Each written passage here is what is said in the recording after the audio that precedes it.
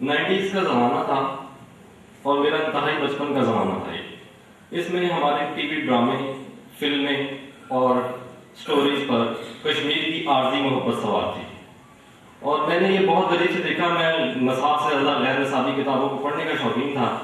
جاسوسی digest, suspense digest, اس طرح انگار وادی اور مختلف ڈرامے چلتے تھے جو کشمیر کے بارے میں بہت جذباتیت پیدا کرتے تھے۔ ہم بہت جذباتی ہوتے تھے، چھوٹے وقت اگر ہم کھیلتے تھے تو کشمیر کے حوالے سے لڑائیاں کرتے تھے۔ پھر یہ وقت بدلتی حکومتوں کے ساتھ یہ جذبہ مان پڑتا چلا گیا۔ جنرل پرویز مشرف کی گورنمنٹ کے دوران یہ کافی مان پڑ گیا، لیکن جب میں کشمیریات میں ایڈمیشن کے لیے آیا تو یہاں ایڈمیشن ہوا۔ ایڈمیشن ہونے کے بعد پتہ چلا کہ جو چیئرمین شعبہ ہیں وہ گنگا طیارے کے اغوا میں شامل ہیں۔ ہمیں گنگا طیارے کے متعلق بھی خاص علم نہ تھا، کیونکہ بدلتی حکومتیں اس طرح ہیرو بناتی ہیں کہ ان کو گراتی ہیں اور وقت کی دور ان پر پڑ جاتی ہے اور زمانہ ان کو بھول جاتا ہے۔ یہی حال میرے خیال میں اشرف قریشی صاحب کے ساتھ بھی پیش تھا۔ ان کے متعلق لوگ جو ان کے ساتھ تھے وہ تو جانتے تھے، لیکن دوسرے رفیق کار بہت دوسرے شعبوں کے لوگ بہت کم جانتے تھے۔ وہ اتنے محترم استاد بیٹھے ہیں، میرے ذہن میں ہلکا سا ہی شعر ہے کہ ساکر صدیقی کے زندگی زبر مسلسل کی طرح کاٹی جانے، کس ظلم کی پائی سزا یاد نہیں۔ یہی حال تھا ان کے ساتھ۔ ایک انسان کے لیے اس سے زیادہ بدقسمتی کی بات نہیں ہو سکتی کہ وہ اپنی زمین میں دفن نہ ہو۔ ہزاروں سالوں سے لوگ اپنی زمین میں دفن ہونے کے لیے تڑپتے رہے ہمیشہ، لیکن خیر انہوں نے میرپور میں دفن ہو کر، کشمیر ان کی زمین تھا، ان کی وصیت کے مطابق انہوں نے یہ پورا فرض کر دیا۔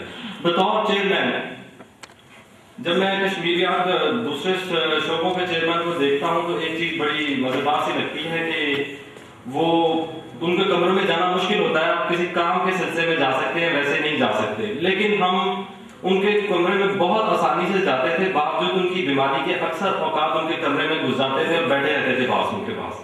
انہوں نے کبھی برا نہیں منایا اس بات کا، اور یہ چیز میں نے دوسرے ڈپارٹمنٹ میں بہت کم دیکھی۔ بحیثیت انسان بہت اچھے انسان تھے، مزاح کی کیفیت تھی، بیماری کے باوجود مزاح کرتے تھے۔ جب ان کی طبیعت پہ زلزلہ طاری ہوتا ہے، ایک دفعہ CNBC کا ٹی وی چینل کا پروگرام تھا تو وہ دوائی کھا کر اس میں شرکت کرتے تھے۔ دوائی میں انہوں نے شرکت کی، لیکن کشمیر کے نام پر وہ اتنے جذباتی ہوتے تھے کہ ان کے طبیعت پر اسی وقت بھی زلزلہ طاری ہو گیا انہیں دوائی کھانے کے باوجود۔ یہ چیزیں مسلسل آنا جانا تو لگا ہی رہتا ہے انسانوں کا، لیکن مسئلہ یہ ہے کہ ان کی نرینہ اولاد نہیں تھی، اور ان کی قبر جو میرپور میں ہے شاید وہاں کوئی جائے کبھی نہ جائے۔ ہمیں اپنے الفاظ میں بطور ہیرو ان کو ہمیشہ یاد رکھنا چاہیے۔ بس یہ میری دعا ہے۔ یہ سلسلہ بظاہر ختم ہوا، اور ایک بات جو بار بار آ رہی ہے کہ جنازے میں زیادہ لوگ نہیں گئے، تو اس کی میں تھوڑی وضاحت کر دوں۔ ہمیں تقریباً 9 بجے صبح اطلاع ملی ہے، اور یہ معلوم نہیں تھا کہ وہ کہاں، کہ پنڈی میں جانا ہے یا میرپور جانا ہے یا کیا صورت حال ہے، اور اس کا جو ہے